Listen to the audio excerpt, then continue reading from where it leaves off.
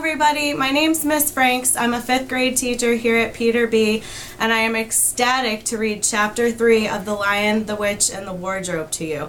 This was my absolute favorite book growing up, and I hope you enjoy this chapter along with me. Chapter 3 is titled Edmund and the Wardrobe. Lucy ran out of the empty room into the passage and found the other three. "It's all right," she repeated. "I've come back." "What on earth are you talking about, Lucy?" asked Susan.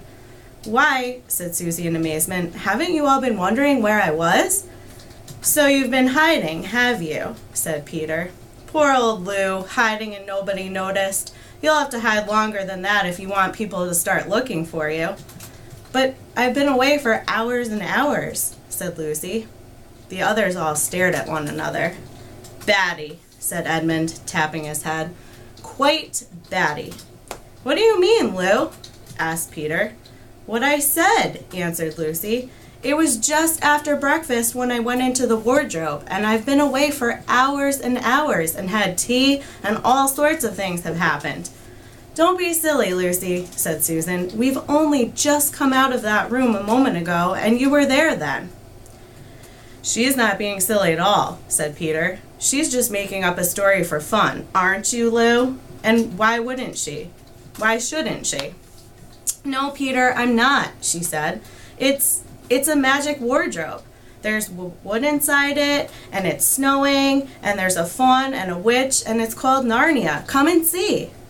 The others did not know what to think, but Lucy was so excited that they all went back with her into the room. She rushed ahead of them, flung open the door of the wardrobe, and cried, "Now, go in and see for yourselves." "Why, you goose," said Susan, putting her head inside and pulling the fur coats apart. "It's just an ordinary wardrobe. Look, there's the back of it." Then everyone looked in and pulled the coats apart, and they all saw, Lucy herself saw, a perfectly ordinary wardrobe. There was no wood and no snow, only the back of the wardrobe with hooks on it. Peter went in and rapped his knuckles on it to make sure that it was solid. "A jolly good hoax, Lou," he said as he came out again. "You have really taken us in, I must admit. We half believed you." "But it wasn't a hoax at all," said Lucy.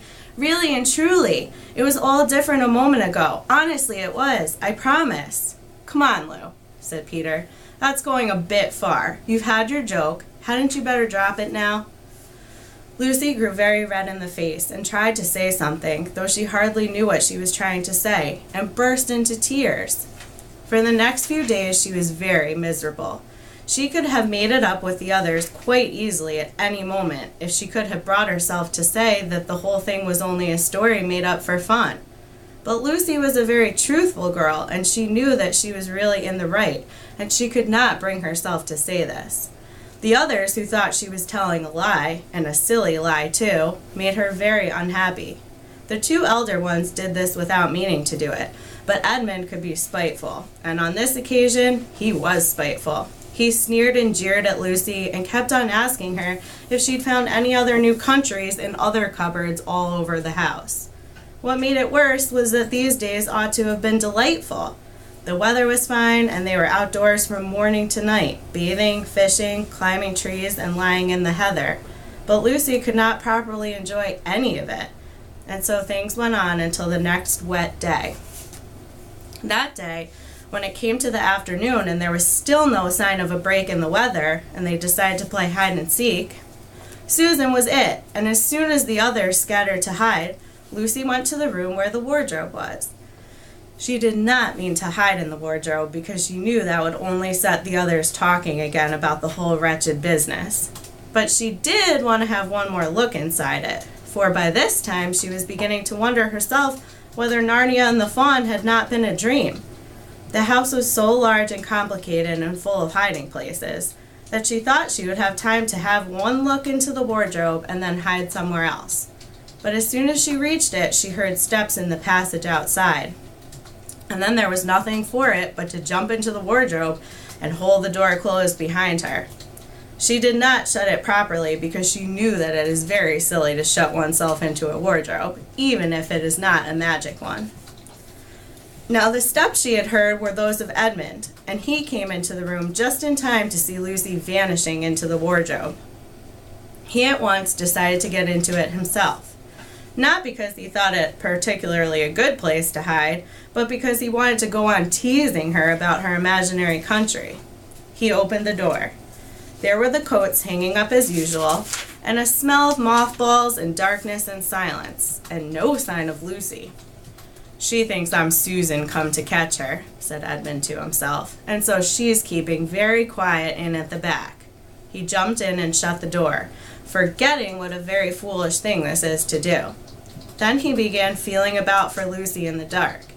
He had expected to find her in a few seconds and was very surprised when he did not.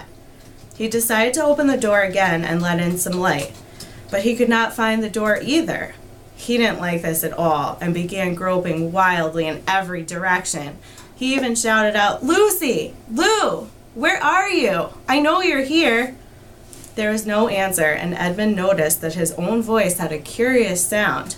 Not the sound you expect in a cupboard, but a kind of open-air sound. He also noticed that he was unexpectedly cold, and then he saw a light. "Thank goodness," said Edmund. "The door must have swung open out of its own accord." He forgot all about Lucy and went toward the light, which he thought was the open door of the wardrobe. But instead of finding himself stepping out into the spare room, he found himself stepping out into the shadow of some thick, dark fir trees into an open place in the middle of a wood. There was a crisp, dry snow under his feet, and more snow lying on the branches of the trees. Overhead, there was a pale blue sky, the sort of sky one sees on a fine winter day in the morning. Straight ahead of him, he saw between the tree trunks the sun, just rising, very red and clear. Everything was perfectly still, as if he were the only living creature in that country. There was not even a robin or a squirrel among the trees, and the wood stretched as far as he could see in every direction. He shivered. He now remembered that he had been looking for Lucy, and also how unpleasant he had been to her about her imaginary country, which now turned out not to have been imaginary at all. He thought that she must be somewhere quite close, so he shouted, "Lucy! Lucy! I'm here too! Edmund!" There was no answer. "She's angry about all the things I've been saying lately," thought Edmund. And though he did not like to admit that he had been wrong, he also did not like being alone in this strange, cold, quiet place. So he shouted again, "I say, Lou, I'm sorry I didn't believe you. I see now you were right all along. Do come out. Make it Pax." Still there was no answer. "Just like a girl," said Edmund to himself, "sulking somewhere and won't accept an apology." He looked round him again and decided he did not much like this place, and had almost made up his mind to go home, when he heard very far off in the wood a sound of bells. He listened, and the sound came nearer and nearer, and at last there swept into sight a sledge drawn by 2 reindeer. The reindeer were about the size of Shetland ponies, and their hair was so white that even the snow hardly looked white compared with them. Their branching horns were gilded and shone like something on fire when the sunrise caught them. Their harness was of scarlet leather and covered with bells. On the sledge, driving the reindeer, sat a fat dwarf who would have been about 3 feet high if he had been standing. He was dressed in polar bear's fur, and on his head he wore a red hood with a long gold tassel hanging down from its point. His huge beard covered his knees and served him instead of a rug. But behind him, on a much higher seat in the middle of the sledge, sat a very different person, a great lady, taller than any woman Edmund had ever seen. She also was covered in white fur up to her throat, and held a long, straight golden wand in her right hand, and wore a golden crown on her head. Her face was white, not merely pale, but white like snow, or paper, or icing sugar, except for her very red mouth. It was a beautiful face in other respects, but proud and cold and stern. The sledge was a fine sight as it came sweeping toward Edmund with bells jingling, and the dwarf cracking his whip and the snow flying up on each side of it. "Stop!" said the lady, and the dwarf pulled the reindeer up so sharp that they almost sat down. Then they recovered themselves and stood champing their bits and blowing. In the frosty air, The breath coming out of their nostrils looked like smoke. "And what, pray, are you?" said the lady, looking hard at Edmund. My